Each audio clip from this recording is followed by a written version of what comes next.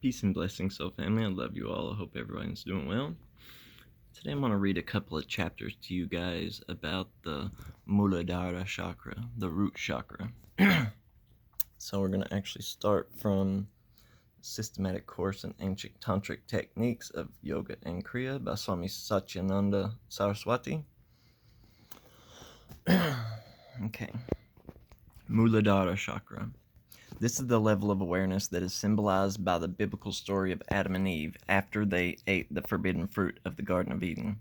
That is, their fall occurred when they lost contact with the deeper core of their being, when they became selfish and totally lost in the world of objects. The Garden of Eden represents the world. It can either be experienced as a heaven or a hell. It depends entirely on the level of the harmony, understanding, and awareness.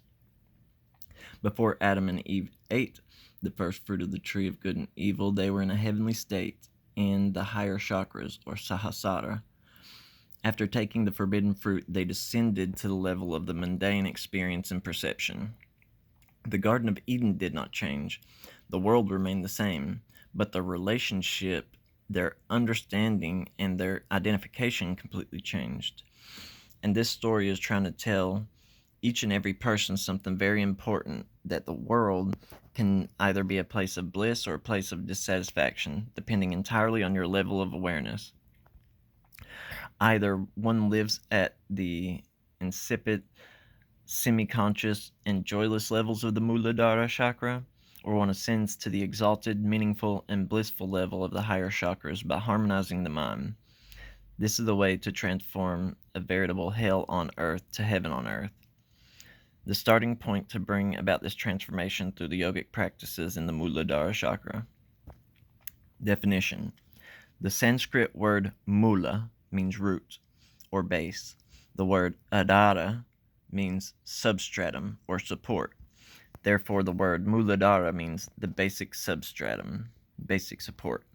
This chakra is the fundamental root or framework of individual human existence. It is the platform from which each person can express himself or herself as an individualized center of being. It is the springboard to more elevated levels of understanding. This center is also widely known as the Adhara chakra, the support center. The seat of Kundalini. The Kundalini represents the latent potential in man and is generally regarded as residing in the Muladhara chakra. This implies that man has a unique faculty of self-awareness and understanding that normally remains untapped and unused. Man rarely uses even a fraction of his potential. This is the realized meaning behind the symbology of the Kundalini residing at the Muladhara chakra. There are also lower chakras below Muladhara called Atala, Vitala, Sutala, Talatala, Rasatala, Mahatala, and Patala. These relate to less developed forms of life in the animal and insect kingdom, in plant life, and in inanimate objects such as rocks and minerals. All lack self-awareness, or even the potential, but in man this potential exists. Kundalini sleeps in the Muladhara chakra. When it wakes up, then bliss and understanding increases as it ascends through the higher chakras. Some mind awakening systems consider the Kundalini residing elsewhere.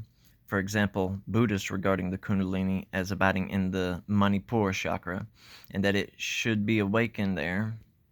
There's really no contradiction.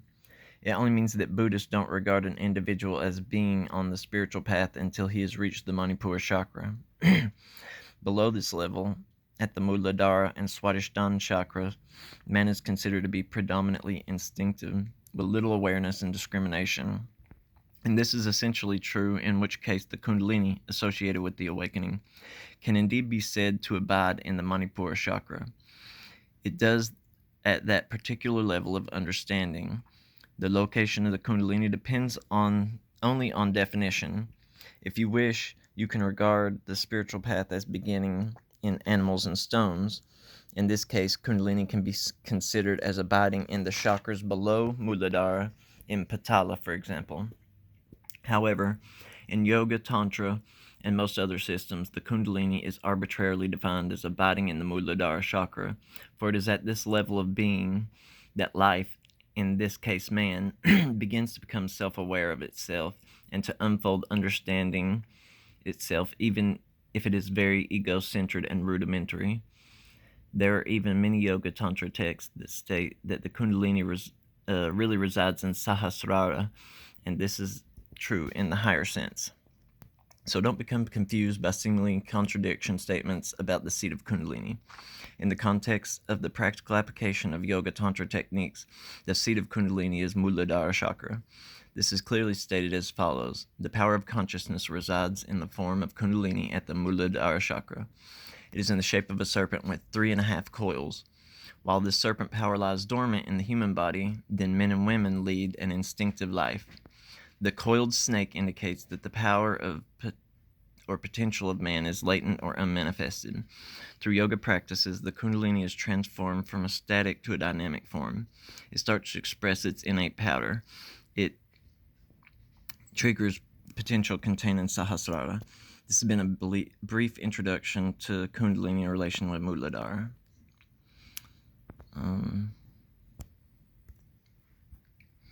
I'll skip that little part. Attributes. This is the center where people are almost entirely self-centered, where the predominant drives, thoughts, and actions are directed toward attaining some measure of security in the world. Even children are produced often with a strong motive of ensuring security by continuing one's family line in the future. People secure themselves with material objects, money, friends, etc. in order to feel secure. All things and all people are regarded as the means of attaining the desperately sought after security. There are many other aspects, but this is sufficient to indicate the general trends associated with Muladhara chakra. Symbolism. There are many different ways of symbolizing the Muladhara chakra. The symbol in the diagram that we have adopted speaks for itself, though it is worthwhile explaining a few points. In the middle of the diagram is a linga called Swayambhu Linga, self-existent linga. It is sometimes called Dhumra Linga, smoky color linga. A serpent is wrapped 3.5 times around the lingam that indicates the Kundalini. The 3 coils have many meanings, the most obvious being the 3 aspects of nature, the gunas, sattva, rajas, and tamas. The half-coiled represent the potential of transcendence. The 4th state, turiya.